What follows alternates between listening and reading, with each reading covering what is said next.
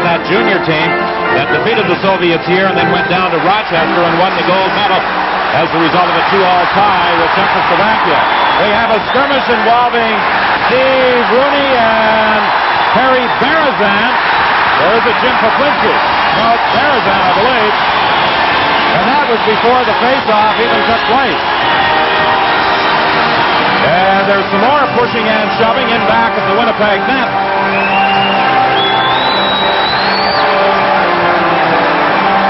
Neufeld and Poplinski have grabbed each other.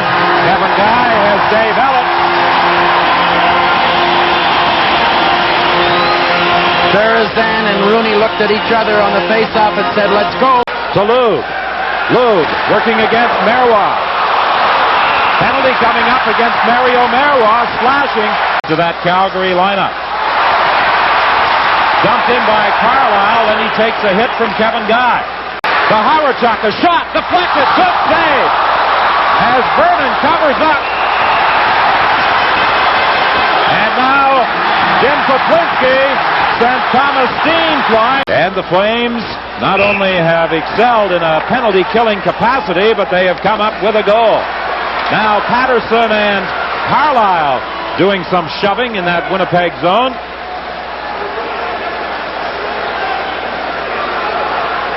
Sheehy and Olesen have also grabbed each other's jersey.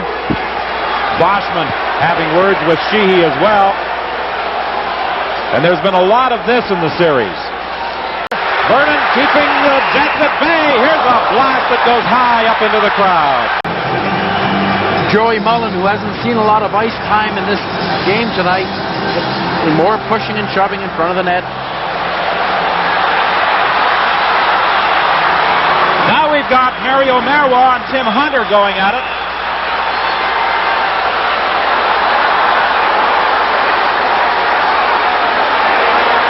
And there's more hanging on than any actual punches being thrown in this scrap. Although Hunter now works that left hand free.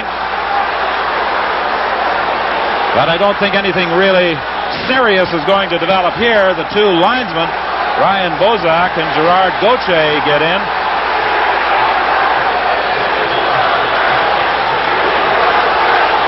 Berthiaume has been roaming around of his crease. He's pointing something to Bob Hall, and he's very concerned, and Bob Hall told him to stay in his goal crease, which is where a goaltender is supposed to stay. I guess now he's giving him permission to go to the Jets bench. Well, Hunter is still trying to get at Marois, and in the center ice area, Reinhardt and Boschman are pushing and shoving. Hunter and Marois have been separated. Boschman and Reinhardt had something going in the first period, and it's been resumed.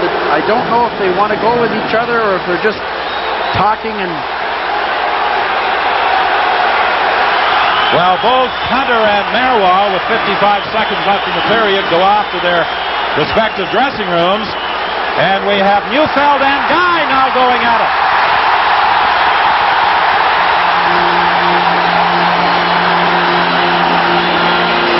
Suddenly, secondary altercation. Guy and Neufeld could be gone for this game if Hunter and Marois, if that fight has been deemed as the first fight. Anybody else who would fight subsequently after that would get a game misconduct.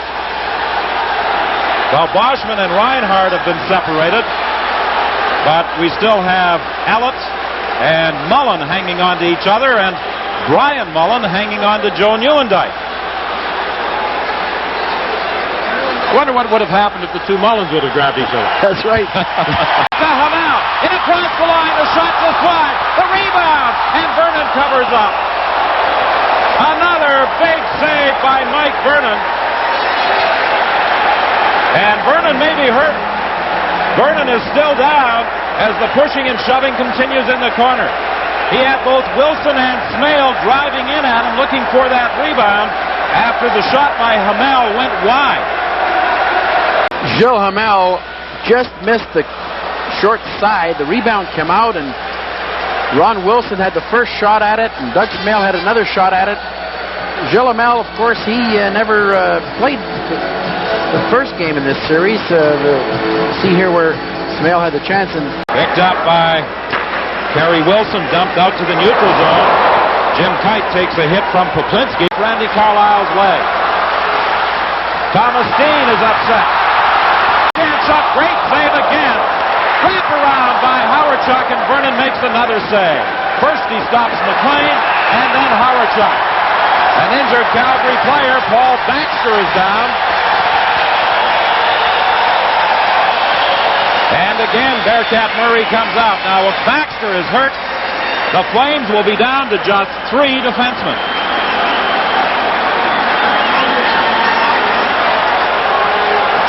Bob Hall having a full look here, and Brian Mullen collided with Paul Baxter. Baxter's up on his feet, however.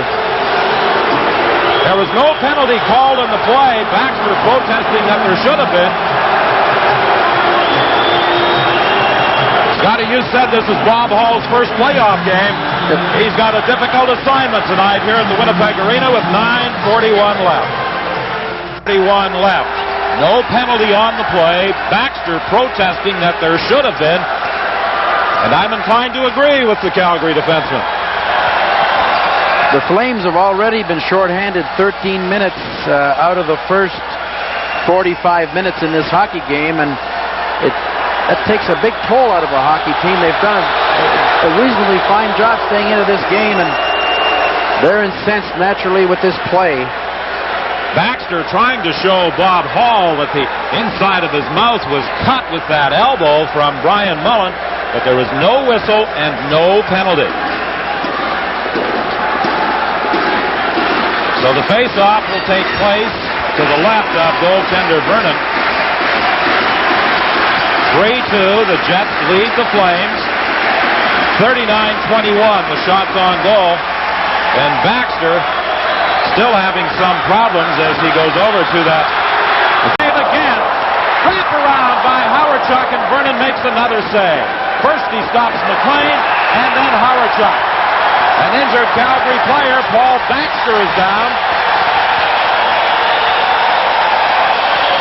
And again, Bearcat Murray comes out. Now, if Baxter is hurt, the Flames will be down to just 3 defensemen.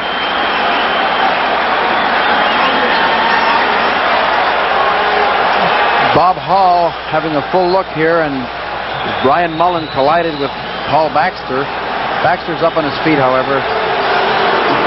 There was no penalty called in the play. Baxter protesting that there should have been. 45 minutes in this hockey game, and that takes a big toll out of a hockey team. They've done a reasonably fine job staying into this game, and they're incensed naturally with this play. Baxter trying to show Bob Hall that the inside of his mouth was cut with that elbow from Brian Mullen, but there was no whistle and no penalty. So the face-off will take place to the left of goaltender Vernon. 3-2, the Jets lead the Flames. 39-21. It's awful tough to get a power play, and offside at the line as Lube was ahead of the play. He and McLean are still tangled up in the corner. And more pushing and shoving with Sheehy coming in now.